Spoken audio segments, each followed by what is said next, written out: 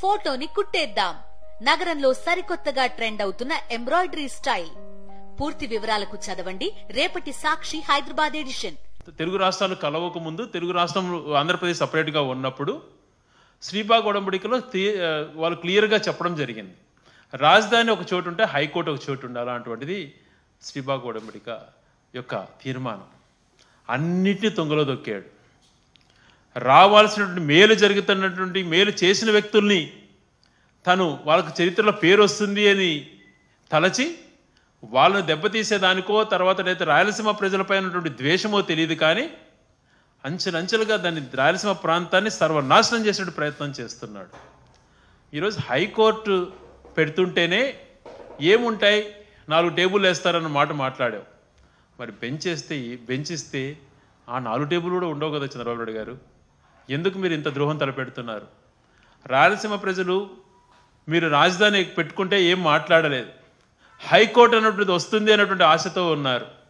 మరి ఈరోజు హైకోర్టు ఏదైతే జగన్మోహన్ రెడ్డి గారు ప్రభుత్వంలో హైకోర్టు కర్నూలులో పెట్టాలని తీర్మానం చేసి అన్ని రకాలుగా దాన్ని కేవలం ఒక సుప్రీంకోర్టు డెసిషన్ కోసం వెయిట్ చేస్తున్న సమయంలో హైకోర్టు అక్కడ వస్తుంది కదా అని చెప్పి అలైడ్ కోర్ట్స్ అన్నీ కూడా అక్కడ పెట్టి ఆ ప్రాంతానికి న్యాయ రాజధానిగా చేయాలని చెప్పి తలస్తే ఈరోజు నువ్వు హైకోర్టును అక్కడి నుంచి మూవ్ చేయాలన్నటువంటి ఆలోచన రావటం ఎంతవరకు సమంజసం అని చెప్పి నేను ప్రశ్నిస్తున్నాను. బెంచ్ ఏర్పాటు చేస్తానంటున్నావు, దానివల్ల ఉపయోగం ఏంటి? హైకోర్టు అనేది ఉంటే ఆ రాయలసీమ వాసుల్లో కూడా మాకు ఒకటి రాష్ట్రానికి సంబంధించింది ముఖ్యమైనటువంటిది ఉంది అని చెప్పి భావించేవాళ్ళం కదా. దాన్ని ఎందుకు తీసేస్తున్నావు? లా యూనివర్సిటీని శంకుస్థాపన చేసి పనులు కూడా మొదలుపెట్టినటువంటి లా యూనివర్సిటీని అక్కడి నుంచి తీసేయడంలో నీ అంతర్యం ఏంటి? దానితో పాటు కడపలో వచ్చినటువంటి ఈఎంసి సెంటర్ని దాన్ని కూడా తీసేసి మరొక ప్రాంతానికి పెట్టుకుంటున్నావు. ఈరోజు గతంలో నువ్వు మాట్లాడావు, ఒక ప్రాంతంలో కేటాయించినటువంటివి ఒక ప్రాంతంలో జరుగుతున్నటువంటి వాటిని మార్చడం ఎంతవరకు సమంజసమో అని చెప్పి నువ్వు మాట్లాడావు గతంలో. ఈరోజు రాయలసీమ ప్రాంత వాసులుగా మాకు వచ్చినటువంటి హక్కును, మాకు జరుగుతున్న మంచిని మా కళ్ళ ముందర తీసుకెళ్తుంటే మాకెంత బాధ ఉంటుంది. నీలాగా ఆర్గనైజ్డ్గా ఉద్యమాలు చేసేటువంటి ఇది మా దగ్గర లేకపోవచ్చు, కానీ మా గుండెల్లో ఒక బాధ అన్నది కలుగుతోంది. ప్రతి ఒక్కరు కూడా చర్చించుకుంటున్నారు, ప్రతి ఒక్కరు కూడా బాధపడుతున్నారు. ఏంటి అన్యాయం? ఏం చేశాం రాయలసీమ వాసులము? ఉన్నటువంటి హైకోర్టు ఇక్కడ కేటాయించబడిన హైకోర్టును తరలించడం ఏంటి? లా యూనివర్సిటీని తీసుకుపోవడం ఏంటి? ఈఎంసీ సెంటర్ని ఏదో ట్రైనింగ్ ఇన్స్టిట్యూట్ ఏదో కొప్పర్తిలో పెట్టాలని దాన్ని తరలించడం ఏంటి? ఏం చేస్తున్నాడు చంద్రబాబు నాయుడు గారు? ఇంత ద్రోహం ఎందుకు తలపెట్టారు అని చెప్పి ప్రతి ఒక్కరు రాయలసీమ వాసులము నిజంగా బాధపడుతున్నాం. మరి ఈ మధ్య నిన్న అసెంబ్లీలో చూడడం జరిగింది. చంద్రబాబు నాయుడు గారే రాయలసీమకు సంబంధించిన హెచ్ఎన్ఎస్ఎస్ జిఎన్ఎస్ఎస్ డిజైన్ చేశానని చెప్పుకుంటూ తనే సృష్టించి తనే పూర్తి చేశానని మాట్లాడుతుంటే చాలా నవ్వు వస్తూ ఉంది.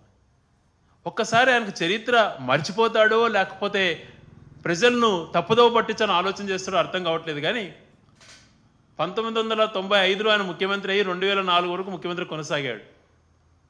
10 సంవత్సరాలలో రాయలసీమకు సంబంధించినటువంటి హెచ్ఎన్ఎస్ఎస్ జిఎన్ఎస్ఎస్ అప్పుడు టేకప్ చేసినంటే, పూర్తి చేయని అవసరం లే, టేకప్ చేసినంటే వాటికి అష్యూర్ వాటర్ అనేటువంటిది వచ్చేటివి. బ్రిజేష్ ట్రిబ్యునల్ ఏర్పడింది 2004లో. అంతకు మునుపు అది స్టార్ట్ చేసినా కూడా ఈరోజు అష్యూర్ వాటర్ దానికి నికర జలాలు కేటాయించబడేటివి. ఒక రకంగా ఎంతో ద్రోహం చేసావు నువ్వు. ఆ ప్రాజెక్టులు వద్దు అని చెప్పి ఎన్టీ రామారావు గారు 83లో 84లో శంకుస్థాపన చేశారు, వదిలేశారు, పేరు పెట్టి వదిలేశారు. 95లో ఎన్టీ రామారావు గారిని దగ్గర నుంచి బలవంతంగా నువ్వు అధికారాన్ని లాక్కున్న తర్వాత 2 సార్లు శంకుస్థాపన చేశాడు ఒక టర్మ్లోనే. ఈ ప్రాజెక్టు 40 టీఎంసీలకు కుదరదు హెచ్ఎన్ఎస్ఎస్, ఇది 5 టీఎంసీలు చేస్తే చాలు, కేవలం త్రాగునీటి అవసరాలకే చాలు అని చెప్పి జీవో ఇచ్చి ఆ రోజు శంకుస్థాపన చేసావు. మర్చిపోయాడు చంద్రబాబు నాయుడు గారు. పోనీ శంకుస్థాపన చేశాడు, కనీసం కొద్దో గొప్ప పని స్టార్ట్ చేస్తాడంటే హెచ్ఎన్ఎస్ పనే స్టార్ట్ చేయలేదు. అదే రకంగా జిఎన్ఎస్ఎస్కి సంబంధించింది కూడా అది గ్రావిటీతో పోయేది. గండికోటను 28 టీఎంసీలకు పెంచాలంటే ఆ ప్రాజెక్టు అవసరం లేదు, దాన్ని చేయాల్సిన పని లేదు. గండికోట అన్నటువంటిది పెన్నా జలాలపైన ఆధారపడింది, అది 2 టీఎంసీలకు 3 టీఎంసీలకు కుదించాలని చెప్పి జీవో ఇచ్చినటువంటి వ్యక్తి.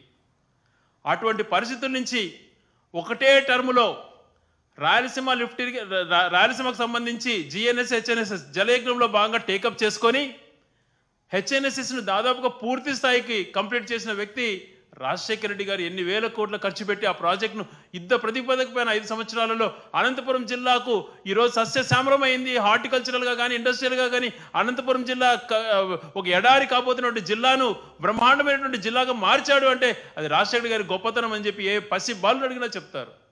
అటువంటిది ఆ వాస్తవ విషయాలు చెప్పకుండా తప్పు దోవ పట్టించే ప్రయత్నాలు చేస్తున్నావు. ఆ హెచ్ఎన్ఎస్ఎస్ని జిఎన్ఎస్ఎస్ని నేను చేశానంటావు. నువ్వు అసలు 95 నుంచి 2004 వరకు ముఖ్యమంత్రిగా ఉన్నప్పుడు కనీసం దాన్ని శంకుస్థాపన చేసినావు కానీ ₹1 కేటాయించలేదు. ఏ రికార్డ్స్ అయినా చూసుకోండి. రాజశేఖర్ గారి పీరియడ్లో అది కంప్లీట్ అయిన దానివల్ల జీడిపల్లి రిజర్వాయర్ కూడా కంప్లీట్ అయ్యి గొల్లపల్లి రిజర్వాయర్, మార్ల రిజర్వాయర్ ఇవన్నీ కూడా చేసుకుంటూ పోవడం వల్ల ఏదైతే కియా ఫ్యాక్టరీకి ఈరోజు గొల్లపల్లి రిజర్వాయర్ అనుకూలంగా ఉందో అప్పుడు అది ఆ ప్రాజెక్ట్ కూడా 80% కంప్లీట్ అయినది. అక్కడ నీళ్లున్న ఉద్దేశంతోనే కియా ప్రాజెక్ట్ కూడా రావడం జరిగింది. మరొక పక్కన జిఎన్ఎస్ సంబంధించి అనేక రిజర్వాయర్లు కంప్లీట్ చేసుకుంటూ అవుకు టనల్ దగ్గర నుంచి అన్ని కూడా ఏర్పాటు చేసుకుని గండికోట నుంచి పైడిపాలెం అనేక పులివెందుల ప్రాజెక్టులు ఇట్లాంటివన్నీ కూడా టేకప్ చేసి గండికోటను కూడా 28 టీఎంసీలకు పెంచి ఆ ప్రాజెక్టు కూడా దాదాపుగా కంప్లీట్ చేసిన వ్యక్తి రాజశేఖర్ గారు అయితే 28 టీఎంసీలకు నీళ్లు నిల్వ చేసుకొని ఇక్కడ ఆర్ఆర్ కూడా పే చేయనటువంటి పరిస్థితి చంద్రబాబు నాయుడు గారు. మరి అది కూడా 28 టీఎంసీలు మొట్టమొదటిసారిగా జగన్మోహన్ రెడ్డి గారు ముఖ్యమంత్రి అయినాక అక్కడ స్టోరేజ్ చేయడం జరిగింది. మరి ఇవన్నీ మర్చిపోయి తనే హెచ్ఎన్ఎస్ చేసినా జిఎన్ఎస్ఎస్ చేసినా అని మాట్లాడుకోవడం ఎంతవరకు సంబంధించిన చంద్రబాబు నాయుడు గారు ఒక్కసారి మీరు ఆలోచన చేయమంటున్నాను. ఏదో వింటున్నారు కదా అని చెప్పి తప్పుదోవ పట్టించే ప్రయత్నాలు చేయడం సమంజసం కాదు. చరిత్ర అందరికీ కూడా తెలుస్తుంది. ముందుగా నువ్వు చేసినటువంటి ద్రోహం మానుకొని రాయలసీమ కర్నూలుకి ఏదైతే కేటాయించబడిందో లా యూనివర్సిటీ అక్కడే కట్టాలి, అక్కడ హైకోర్టు బెంచ్ కాదు హైకోర్టు అక్కడ నిర్మించాలని చెప్పి గట్టిగా డిమాండ్ చేస్తున్నాం. అదే రకంగా రాయలసీమ లిఫ్ట్ ఇరిగేషన్కి సంబంధించింది కూడా దాదాపుగా 80% పనులు పూర్తయినాయి. ఆ ప్రాజెక్టును కూడా టేకప్ చేయండి, అది కంప్లీట్ చేయండి. గతంలో రాయలసీమకు సంబంధించినటువంటి పోతిరెడ్డిపాడు చేస్తుంటేనే నువ్వు వ్యతిరేకించావు. 2 ప్రాంతాల మధ్యన చిచ్చు పెట్టి ఒక ప్రాంతానికి సంబంధించి ధర్నాలో నువ్వు పాల్గొన్నావు. అటువంటి చరిత్ర నువ్వు మర్చిపోయి ఈరోజు నేను ఏదో ఇరిగేషన్ ప్రాజెక్ట్స్ రాయలసీమకు నేను చేశానని చెప్పి మాట్లాడుతుండడం ఎంతవరకు సమంజసం? పోతిరెడ్డిపాడు ఆ రోజు రాజశేఖర్ గారు చేయడం వలన ఈరోజు రాయలసీమ ప్రజలకు చుక్క నీరు అందుతుంది, 2 పంటలు పండించుకుంటున్నారు. ఇది అందరికీ తెలిసినటువంటి అంశమే. జగన్మోహన్ రెడ్డి గారు ముఖ్యమంత్రి అయితేనే రాయలసీమ లిఫ్ట్ ఇరిగేషన్ టేకప్ చేసి అన్ని అనుమతులు పొంది దాదాపుగా కంప్లీట్ స్టేజ్కి వచ్చింది. అదన్నా కంప్లీట్ చేయండి. ఆయన కేటాయించినటువంటి లా యూనివర్సిటీని కంటిన్యూ చేయండి, హైకోర్టు అక్కడ ఏర్పాటు చేయండి. ఏదైతే ఈఎంసీ క్లస్టర్ ఉందో దాన్ని కూడా కొప్పర్తిలోనే అక్కడ పెట్టాలి అని చెప్పి మేము గట్టిగా డిమాండ్ చేస్తున్నాం. ఈరోజు రాయలసీమకు సంబంధించి శ్రీ సిటీ ఏదైతే తమిళనాడు బార్డర్లో ఉందో అది రాజశేఖర్ పీరియడ్లో ఏర్పాటైనది. కొప్పర్తిది రాజశేఖర్ గారి పీరియడ్లో ఏర్పాటైనటువంటిదే. అది కూడా తర్వాత ఇక్కడ ఇండస్ట్రీస్ కొన్ని రన్ అవుతున్నాయంటే అది జగన్మోహన్ రెడ్డి గారి హయాంలో అవుతుంది, కానీ నీ హయాంలో నువ్వు ఏమీ చేయలేకపోయావు అని చెప్పి ఒకసారి చంద్రబాబు నాయుడు గారికి గుర్తు చేస్తున్నాం. అదే రకంగా పదే అసెంబ్లీలో అదొక కంటిన్యూస్ ప్రాసెస్గా తను ఒక ఆర్గనైజ్డ్ క్రైమ్ చేస్తూ ఇతరులపైన నెపం నెట్టేటువంటి పరిస్థితులు తీసుకొస్తున్నాడు చంద్రబాబు నాయుడు గారు. ఈరోజు అసెంబ్లీలో సుదీర్ఘంగా మాట్లాడాడు. సోషల్ మీడియాని ఎరాడికేట్ చేస్తాను, వాళ్ళ అంతా చూస్తాను, ఇది చేస్తానని చెప్పి. ఒక్క విషయం గమనించుకోండి చంద్రబాబు నాయుడు గారు, మీరు అసభ్యకరమైనటువంటి పోస్టులు ఎవరు పెట్టినా మాతో పాటు ఎవ్వరము కూడా క్షమించం, మేము వ్యతిరేకిస్తాం, వాళ్ళపై చర్యలే చేపట్టమంటాం. కేవలం నీ ప్రభుత్వం చేసినటువంటి తప్పులను ఎత్తి చూపితే కూడా నువ్వు వేరేటువంటి నెపం నెట్టి వాళ్ళపైన ఈరోజు దారుణమైన పరిస్థితులు రాష్ట్రంలో క్రియేట్ చేశావు. చాలామంది నాతో మాట్లాడుతూ అంటున్నారు ఈ పరిస్థితులు ఎమర్జెన్సీలో కూడా లేవు. 1977లో ఏర్పడిన ఎమర్జెన్సీ టైంలో కూడా ఇంత దారుణమైన పరిస్థితి నెలకొనపలేదు. ఈరోజు ప్రభుత్వాన్ని ప్రశ్నించడానికి ఏదైనా ప్రశ్నిస్తే వాళ్ళ ఇళ్ళకి వెళ్ళి పోలీసులు బెదిరించి రకరకాల కేసులు పెట్టి టార్చర్లు పెడుతున్నారు. వరదల పీరియడ్లో 560 కోట్ల పైన ఆ రోజు విరాళాలు వస్తే నష్టం 560 కోట్లు అని చెప్పి పులిహోర ప్యాకెట్లకు అని చెప్పి 360 కోట్లు చేసుకున్నటువంటిది మర్చిపోతారా? అగ్గిపెట్టెల పేరు చెప్పి 23 కోట్లు ఏంది, క్యాండిల్స్ అని చెప్పి 50 కోట్లు ఏంది, ఈ దోచడంలో ఏంది చంద్రబాబు నాయుడు గారు అని ప్రశ్నిస్తే దాన్ని తప్పుదోవ పట్టించేదానికి పాతవన్నీ మాట్లాడుతున్నాం. దీనికి సమాధానం చెప్పండి. ఎక్కడి నుంచో ఒక చిన్న బోట్లు ప్రకాశం బ్యారేజ్ని కొడితే అది వైసీపీ వాళ్ళు చేశారు ప్రకాశం బ్యారేజ్ కూల్చడానికి అని చెప్పి మాట్లాడినటువంటి నీ వ్యక్తిత్వం ఎటువంటిదో ఒక్కసారి ఆలోచన చేసుకోవచ్చు చంద్రబాబు నాయుడు గారు. ఇటువంటివి మీరు చేస్తూ ఈరోజు ఏదో తను సచ్చినుడైనట్టు తను ఏది అసభ్యకరమైన పోస్టులు పెట్టనట్టు తను మాట్లాడుతున్నాడే. స్వయంగా తన పేజీ నుంచి ఎటువంటి ట్వీట్లు పెట్టాడో ఒకసారి చూడండి. తన చంద్రబాబు నాయుడు గారి ట్వీట్ నుంచి జగన్మోహన్ రెడ్డి గారిని ఏ రకంగా దూషిస్తూ పెట్టాడు. ఇది తన కుమారుడు లోకేష్ గారు తన పేజ్ నుంచి వచ్చినటువంటి వార్తలు. ఇటువంటి ఘోరాతి ఘోరమైనటువంటి అసభ్యకరమైనటువంటి పోస్టులు వాళ్ళు పెట్టి ఈరోజు మాట్లాడుతున్నాడు. మరి ఇది అచ్చెన్నాయుడు గారు ఇటువంటి పోస్టింగ్లు పెట్టారు. స్వయాన హోంమంత్రి అనిత గారు పెట్టినటువంటి పోస్టింగ్స్ తన పేజీల నుంచి. వీళ్ళు ఈరోజు నీతులు చెప్తుంటే ఈరోజు జగన్మోహన్ రెడ్డి గారిని క్యారెక్టర్ అసాసినేట్ చేయడం కోసం వాళ్ళు పనుతూ డైరెక్ట్గా వాళ్ళ అకౌంట్ల నుంచే పెట్టినటువంటివి ఇవన్నీ కూడా. ఇంత దారుణాలు చేస్తూ వైసీపీకి సంబంధించినటువంటి మాట్లాడుతూ మేము మహిళలను అసభ్యకరంగా చేస్తున్నామని మాట్లాడు. మేము మహిళలు ఒకవేళ మా పార్టీ నుంచి ఎవరన్నా అసభ్యకరమైనటువంటి పోస్టులు పెడితే వాళ్ళపై చర్యలు తీసుకోమనే చెప్తున్నాం. మేము కూడా చెప్తున్నాం క్లియర్గా, పాలసీ మ్యాటర్గానే ఉండాలి విమర్శలు. వ్యక్తిగతంగా వెళ్ళి మహిళలను కించపరిచే విధంగా కానీ ఇంకొక రకంగా కూడా చేయకూడదు అంటుండేది మా ఇంటెన్షన్ కూడా. మరి మీ వైపు నుంచి మీరేం చేశారు? వైసీపీ వాళ్ళ పేరుతో ఈరోజు వర రవీందర్ రెడ్డి గురించి మాట్లాడుతున్నాడు. ఆయన పేరుతో మీ ఆఫీస్లోనే క్రియేట్ చేసే అకౌంట్స్ మీరు మహిళలపైన అసభ్యకరమైనటువంటి పోస్టింగ్లు పెట్టి ఆ నెపం వైసీపీ పైన నెట్టడం, ఇది నీ కుట్రలో భాగం. ఇలాంటివి అనేకమైనటువంటి చేసావు. వైసీపీ నాయకుల యొక్క పేర్లతో ఫేక్ పేజ్లు క్రియేట్ చేసి స్వయంగా షర్మిలా గారే చెప్పారు ఒక ఇంటర్వ్యూలో, షర్మిలా గారి పైన బాలకృష్ణ ఆఫీస్ నుంచే అక్కడి నుంచే సోషల్ మీడియా నుంచి చాలా అసభ్యకరమైన పోస్టులు పెట్టినట్టు స్వయంగా షర్మిలా గారు చెప్పింది మనం విన్నాం. ఇవన్నీ తను చేస్తూ తనేదో నీతిమంతుడైనట్టుగా తను మాట్లాడుతుండడం నిజంగా ఆశ్చర్యం కలిగిస్తుంది.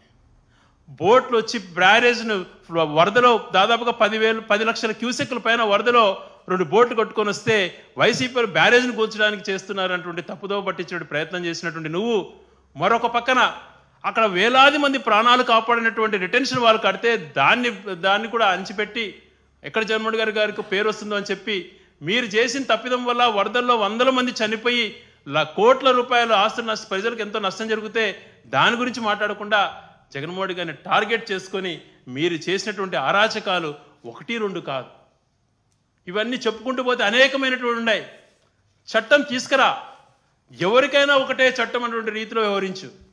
అలా కాకుండా మీకు ఒక రకంగా ప్రతిపక్షాన్ని అనగదొక్కే విధంగా ఇంకొక రకంగా ఏది ప్రశ్నించే గొంతు ఉండకూడదు అని చెప్పి ఆలోచన చేసి ఆ రకమైన ఆలోచనలు చేయడం సరైనటువంటి పద్ధతి కాదు అని చెప్పి చంద్రబాబు నాయుడు గారికి నేను చెప్తున్నాను. అదే రకంగా తను ఈరోజు మాట్లాడుతూ ల్యాండ్ గ్రాబింగ్ యాక్ట్ గురించి మాట్లాడుతున్నాడు.